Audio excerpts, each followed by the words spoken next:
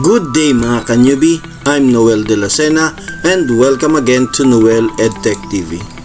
In today's video, I will share to you the DEPED Memorandum number 37 series of 2022 entitled Resumptions of Implementation of the Policy on Checking of Forms or School Forms as prescribed in the DEPED Order number 11 series of 2018. This DEPED Memorandum was released last April 22, 2022. But before we start, if you are new here in my YouTube channel or not yet subscribed, please don't forget to like, subscribe, and hit the bell button icon for updated weekly educational video tutorials. You can also add me in your Facebook, follow me in Instagram and Twitter. The link is in the description box below. Now, let's start.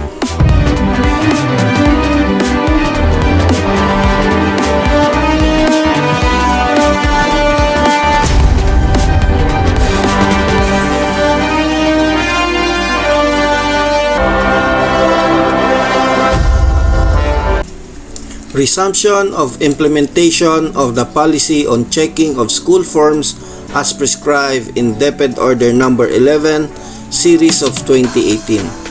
Guidelines on the preparation and checking of school forms.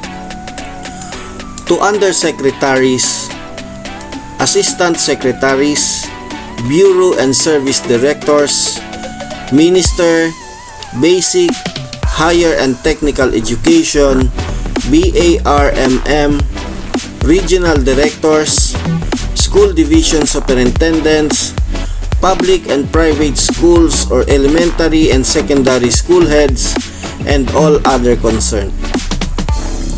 In support to the implementation of Basic Education Learning Continuity Plan, the Department of Education issued the interim guidelines on the preparation, submission, and checking of school forms for the school year 2020-2021 through DEPED Memorandum number 14 series of 2021.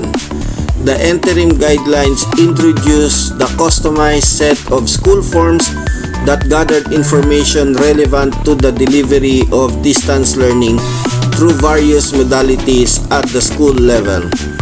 These interim guidelines suspended the conduct of physical checking and of school forms and only allowed the virtual online checking instead at the school level by school checking committee as a measure to protect the health and wellness of school personnel against COVID-19.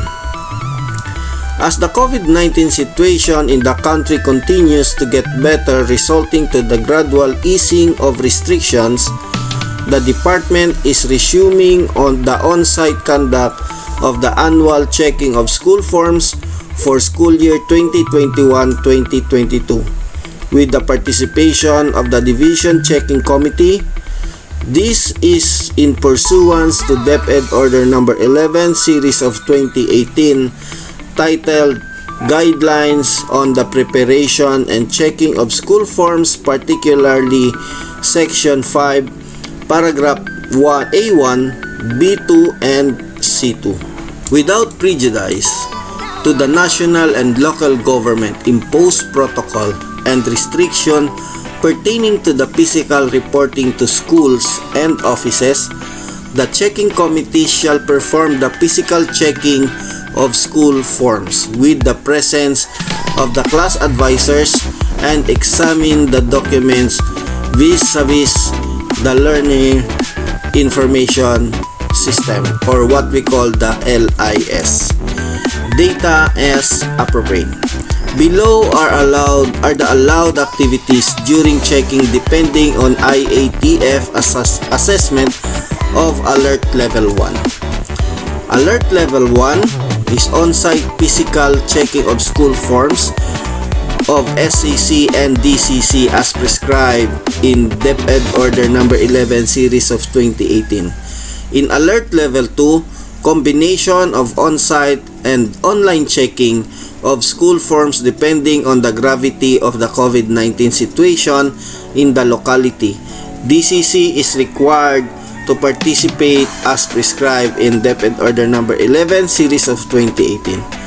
And Alert Level 3 and above, online checking of school forms of SEC, DCC is not required to participate as stipulated in the DEPED Memorandum Number 14 Series of 2021. At the end of the checking activity, the DCC shall ensure that the school forms checking reports are properly prepared and submitted to the Office of the School Division Superintendent as per DEPED Order Number 11 Series of 2018, Section 5, Paragraph C2. The DCC is also instructed to include in their activity report the observed implementation of the following recently issued policy related to the school report preparation and LIS updating. Focus of validation. Number 1. Kinder age cutoff. All learners must be encoded in LIS, especially kindergarten. Number 2. Proper preparation of the SF10 such as but not limited to no insertion of school logo in case of transmission of original copy of SF10 with available grading boxes for continuous updating. Number 3. Transfer of documents within 30 days upon receipt of system notification of transfer through LIS tracking system. Number 4. Update learner status in LIS tracking system through confirmation of request for transfer, including learners with unsettled account from private school. Letter B. Compliance monitoring report shall indicate the following information using the suggested format below.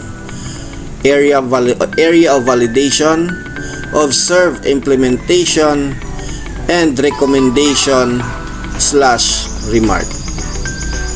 Number 5.